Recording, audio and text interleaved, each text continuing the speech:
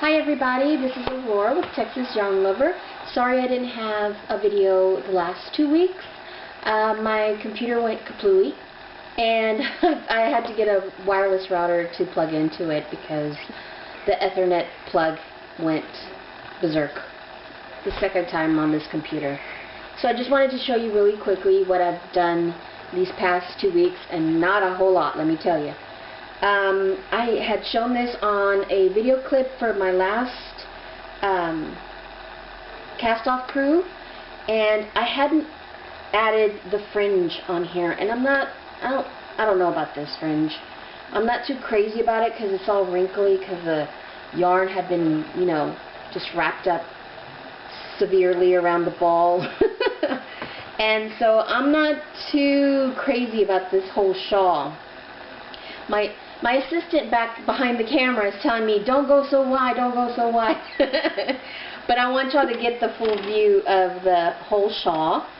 And, you know, I didn't mean to make this to wrap around your shoulders like normal shawls do, but to wrap around your neck like a bib. Like a bib. Thank you. And so this is the way it's supposed to be. But after I put the fringe on, I went, I didn't like it. So I'm still working on it. I might add more, I might take it all off, but that was one of my projects. And then my cousin had a baby boy, and I decided to make her a receiving blanket. And I found a tutorial and I couldn't find the link to it, so I can't promise to put it down below.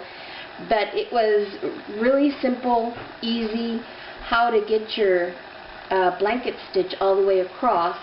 It was like a 3-step process for me. First, I cut out the fabric, which I don't even know what this fabric is. I guess it's flannel. I don't know. And then I put it through the sewing machine and I sewed all the way around. But then I did a blanket stitch all the way, so it would show me where I would have to manually go in with another needle by hand and add my crochet thread, which is this type of thread.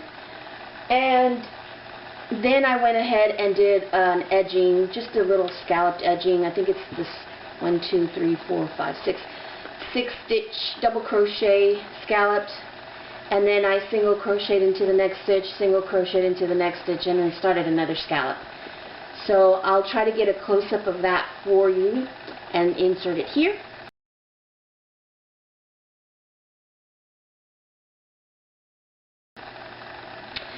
And the other projects were just sitting in my bins, which I started to count how many projects I had started. And I think I'm up to like 20-something, and I'm too scared to actually count them all because I don't really want to. And they're just sitting there, and I'm too lazy to finish them. And I know some of you can relate. Well, this is one project that went awry. I don't know what to tell y'all because I'm not trying this on.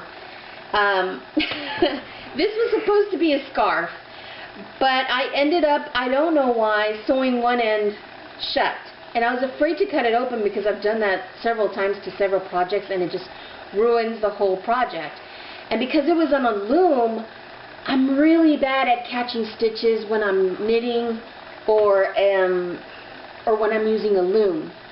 So what I decided to do was turn it into a very long hat.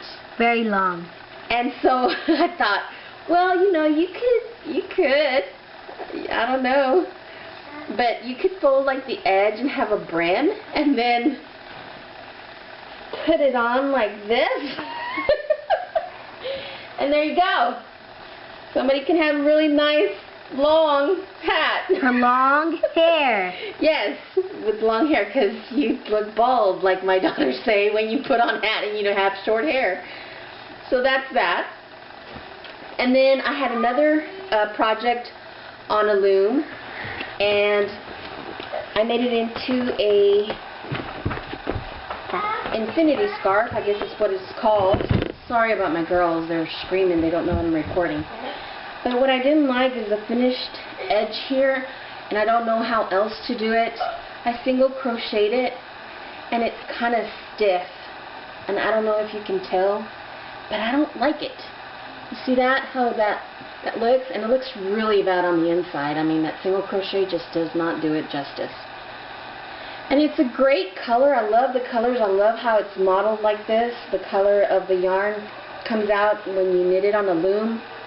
So, I don't know. I guess this one's for me to keep for whatever. And then the other one was the other scarf on a loom. And this one, I don't like the edges. See? I'm really bad with loom projects because I don't ever pay attention to the instructions on finishing or starting or, you know, getting a nice edging on your stuff. So I have to study a little bit more on that.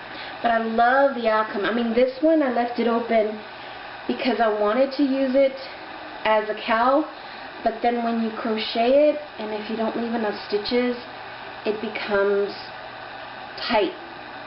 And so you could probably get somebody with a skinny head in here, but not mine.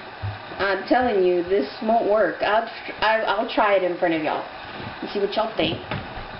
And I'm guessing it'll work with like a cowl. Let's see. Nope. There we go. And so this is a very thick cowl for me. I don't like stuff so close to my neck. It's never that hot here in Texas. So that's what that looks like. And that's it. Those are all my projects that I've had. And as you notice, I changed my hair color. It was, I guess, a little happy accident. But enough about that. And I'll see y'all. Oh, and I had one other announcement that I wanted to make. And my daughter's going, don't forget, don't forget. And just to let everybody know that watches my channel, we just found out that we are pregnant. And after 9 years from our first twin girls, we're having another child. It was a big surprise to us. So pray for me, because I had a miscarriage in 2007, and I'm hoping this one will stick around. I really am. We've been waiting for another baby, and it's just a big surprise right now for both of us. And my girls are elated that they're going to have a baby brother or sister. Hopefully it's boy. Maybe it's a boy. They want a boy. They want a girl. But we're all very happy. I just ask that everybody keep me in their prayers and include me in their nightly prayers when you guys do that, that this baby comes to fruition. Thank you guys, and have a blessed night. Bye-bye.